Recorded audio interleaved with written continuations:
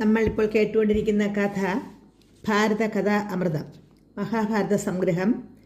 എടുത്തിരിക്കുന്നത് മൈത്രേയ ശാപം. ഈ പുസ്തകം അച്ചടിച്ചിരിക്കുന്നത് സായി പബ്ലിക്കേഷൻസ് പാൽക്കുളങ്ങര. അപ്പോൾ കഥയിൽ ചോദ്യമില്ല, നമുക്ക് കേൾക്കാം. മൈത്രേയ ശാപം.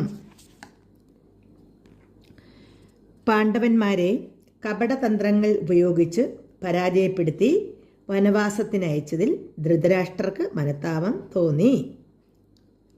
തൻ്റെ മൗന അനുവാദം കൂടി ഇതിനെല്ലാം ഉണ്ടായിരുന്നുവെന്ന സത്യം ആ കുരുവൃദ്ധനെ വേദനിപ്പിച്ചു.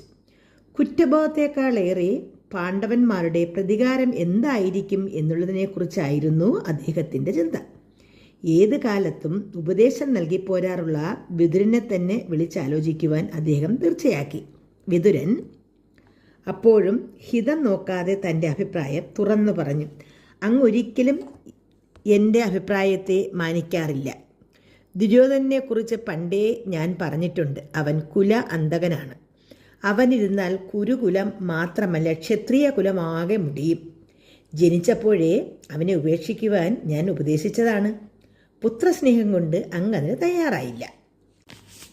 മൈത്രേയ ശാപം കഥ പൂർണ്ണമായി കേൾക്കുന്നതിന് ഈ ചാനലിൻ്റെ തൊട്ട് താഴെയുള്ള ആരോമാർക്ക് ക്ലിക്ക് ചെയ്യുക. എല്ലാവർക്കും നമസ്കാരം.